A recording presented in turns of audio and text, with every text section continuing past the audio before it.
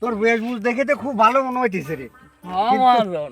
হ্যাঁ মহাজন, আর আমার এলাকায় যে সুদের টাকাগুলো পড়ে রয়েছে, মুনাফার টাকাগুলো যে পড়ে রয়েছে, একটা টাকা তো তুলতে পারিস না। মহাজন আপনি কার কাছ টাকা দিয়েছেন মহাজন? এমন লোকের কাছ টাকা দিয়েছেন মহাজন, এমন ফকিরের ফকির মহাজন, ওরা লাভ তো দূরে থাক মহাজন, ওরা আসলটাই দিকে পারতেছে না মহাজন।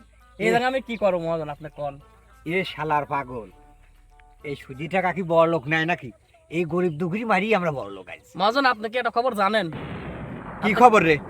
আপনার বাইক নিয়ে সুইডেনই জান আছে না, ও যে শীতকালীন অফার দিয়েছে, এটা কি আপনি জানেন? কিসে শীতকালীন অফার? মহাজন আপনি কিছুই জানেন না, কঠিন একটা শীতকালীন অফার দিয়েছে।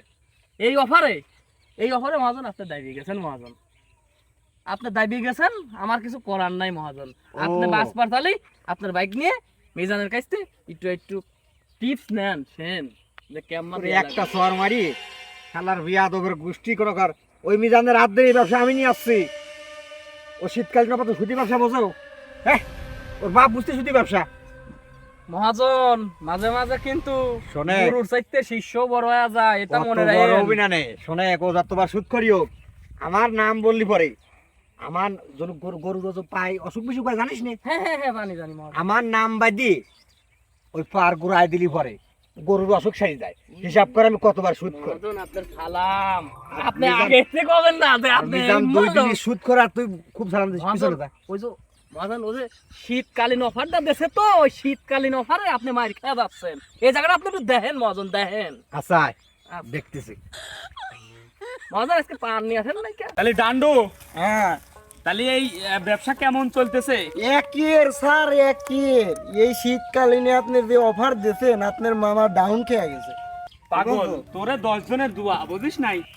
তাহলে বিষয় হচ্ছে, শোন, মোটামুটি হচ্ছে দেশ, আবার কম্বলের নিচে পড়িস নে। আরে না, কম্বল ঠিকই আছে, বিষয় সমস্যা হচ্ছে এবার আগুর আগুর টাকা পয়সা সব কালেকশন করে ফেলাবি। আমি কিন্তু এবার আগুর আগুর হতে যাবো, ঠিক আছে? আর দেখতে এই বাড়িটা তো দে গরিব শরীফই মনে হচ্ছে। তো দেখদিন এই 1 লাখ টাকা আছে পকেটে, বুঝতে পারছিস? বারবার লাগতেছে টাকা এনে দিয়ে যায়, কম্বলটাও দিয়ে যায়, বুঝতে পারছিস? হ্যাঁ চলেন যাই। এ বাড়ির লোক আছে নাকি? সুদি নিবা? এই শালা বেটে শালা, আমি যে তোর মালিক, যে শীতকালীন অফার ওইটার কথা ক, শীতকালীন অফারটার কথা। আচ্ছা কতিছি। এ শীতকালীন অফারও আছে, মিলি নিতে পারো সুদে। এই যে চলে আসেন মিলিবার। ইস রে, লাগাই এই ডাইনটা যদি লাগাতে পারি, দেখি বসাই। ইস, গেল গেল 15,000 টাকা গেল। একটা টাকাও নাই রে। এখন এখন কি করি? সুদিয়ে দেখি কারোর কাছ থেকে নেওয়া যায় নাকি। কার কাছে আছে? প্রচুর সুদি আছে, সুদিয়ে লোকের কাছে দেখি কয়টা টাকা সুদিয়ে নেওয়া যায় নাকি। তাছাড়া তার উপায় নাই। টান্ডু, তাহলে এদিক দিয়েও তো কাজ হলে না, নদীর ওপার চল। চলেন যাই, 100 হলেও হতে পারে। কাজ হবে নি তো? হ্যাঁ, ঘুরে আসি। কি গো রাহাব না কি গো? হ্যাঁ, ভালোই আছো? ভালো আছি স্যার। কি খবর? আপনি শুনলাম অনেক বলে এলাকার খুব নাম গাম, হজে টজে যাবেন শুনলাম। হজে যাবো, হজে তো যাবো। ব্যবসা বাণিজ্যের যে অবস্থা বুঝিস না, ফকফকা একবারে। ও কিছু বলবি নাকি? আমরা আবার নদীর ওপার যাবো, এটা না, কি জন্য শীতকালীন অফার ছিল। কি জন্য যাচ্ছিলেন? আমরা যাচ্ছি ওই যে 1 লাখ টাকা নিলি পরেই সাথে এটা করে কম্বল দিয়ে দিচ্ছি, শীতকালীন অফার। আমি তো আপনারই খুঁজতেছিলাম, আর টাকা আমার খুব দরকার ছিল। তোর পরিবেশ পরিস্থিতি তো দেখে মনে হয় না তুই টাকা পয়সা আবার ব্যাগ দিয়ে পারবি নি। পারবো না, পারবো না বুঝতে। আমার বর্তমান ভালো একটা ব্যবসা চলতেছে, বিশ্বাস? কঠিন ব্যবসা, মানে 5 মিনিট ইনকাম। আমি টাকা দিতে পারবো। বয়স কি? হ্যাঁ, এই টান্ডু, দিতে পারবো। তোর কি দেখে মনে হয় পারবি নি? মনে আছে তো ডাউট ডাউট। তাহলে দিলেও যেহেতু দিতে পারে। টাকা পয়সা ভরসা করে দিয়ে দিতে পারে। বারবার লাগতেছে, 1 লাখ টাকা আছে ওরই দিয়ে দি। আর দাও, অফারও আছে, মিলি দাও।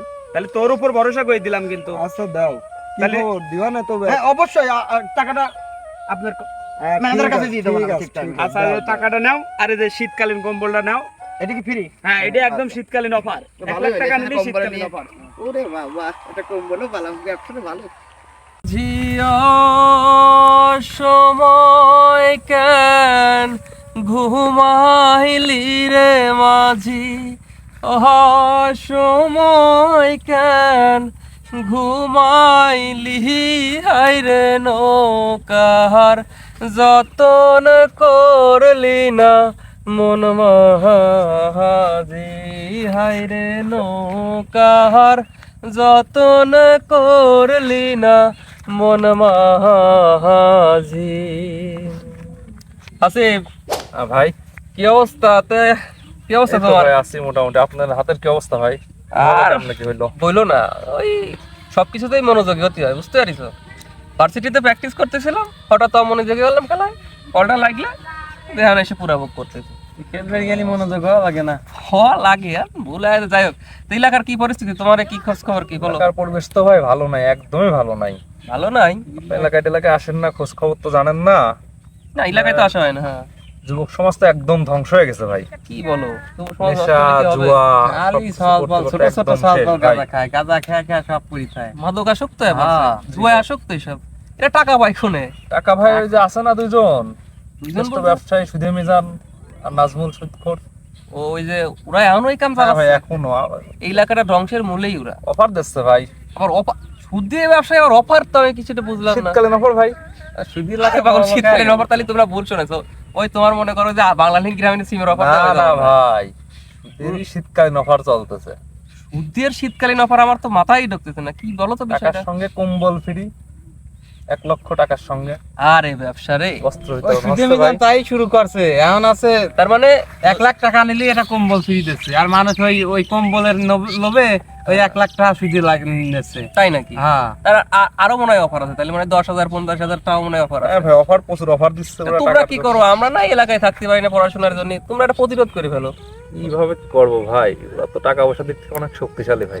এটা ঠিক, ওরা টাকা টাকা পয়সা কিছু করতে গেলে তো আমাদেরও ফিনান্সিয়াল ব্যবস্থাটা শক্ত হতে হবে ভাই। অর্থনৈতিক বিষয়টা তো দেখতে হবে, শক্তিশালী না হলে তো ওদের সঙ্গে লাগাও যাবে না। তোমরা এক কাজ করতে পারো, ওরা তো সংখ্যায় কম, তোমরা আমিও দেখবো না, ঠিক আছে, তুমি নিজ উদ্যোগে এই এলাকায় একটা প্রতিরোধমূলক ব্যবস্থা করে যুব সমাজ যারা আছে তাদেরকে বোঝাও যে এইগুলো হলে তারা নষ্ট হয়ে যাবে, তারাই এখন আগামী দিনের ভবিষ্যৎ, এই দেশটাতে তারাই পরিচালনা করবে। আরে মানুষও বোঝে না, ওই লোভে মানুষ বোঝে- ডিসকাউন্ট দিচ্ছে, ওইটার জন্য ভাই, আছে আমরা যা একটা যা কাজ সুদে কিন্তু নিচ্ছে। করতে পারি, সেটা হচ্ছে আমরা সবাই মিলে একটা সংগঠন তৈরি করতে পারি। হ্যাঁ, আমার কথা দেখা যাচ্ছে সেটা, তাদের সেই আর্থিক সংগঠন অবস্থা করো। সাহায্য করলাম আর লোকজনকে বুঝাই হ্যাঁ, দিলাম। এটা হাসিবের এই কথাটা কিন্তু ভালো হয়। সবাই মিলে তোমরা এই এক কাজ কাজটা করো, করা যায়। তোমরা এই সংগঠনটা নিজেদের মধ্যে কথা বলে যেভাবে হোক মানুষকে ওদের থেকে দূরে নিয়ে এসো। আস্তে আস্তে করে ওরা নিজেরা কিন্তু ধনী হয়ে যাচ্ছে, আর গ্রামের মানুষের অবস্থা দেখো। গ্রামের মানুষের আছে, গরিব মানুষের রক্ত চুষে ওরা টাকা বানাচ্ছে। তোমরা প্রতিরোধমূলক ব্যবস্থা করো, আর দেখি আমি কিছু করতে পারি নাকি ওদের এগেনস্টে। ভাই চেষ্টা করেন। হ্যাঁ, তোমরা কাজ করে যাও। মনি, মহাজন, যদি টাকা তোলা লাগে, জি মহাজন, যদি মারিও তোলা লাগে, জি মহাজন, মারি হলেও তুলতে হবে। মহাজন, আপনি যদি কন একবারে মারিয়ে লেভেল করে দিয়ে টাকা তুলে আনবো মহাজন। প্রয়োজনে তাই কর, কেসপাটা আমি দেখবো। মহাজন, পাগল। আপনি যদি কন, আপনি যা করবেন তাই মহাজন, কোনো টেনশন করেন না, আপনি আমার পর ছাড়ি দেন, যা করা লাগে আমি করতেছি মহাজন। সে বিষয় দেখ। এলাকার সওয়াল ফল বসে আছে, সালাম কালাম নাই, শালার বিয়াদব না কি রে? কি রে, সালাম কালাম তুই পাইস রে? মহাজন কঠিন বিয়া দেবো আগে থেকে। আসতো সেদিকে যাও। বাপ রে বাপ, সওয়াল ফল বিয়াদব। এগুলো যুবকালে টাকা পয়সা নেয় না একটা, এই জন্য বুঝতে পারছিস? মহাজন কঠিন বিয়া দেবো মহাজন, এদের একটু লোভ দেখাতে হবে মহাজন।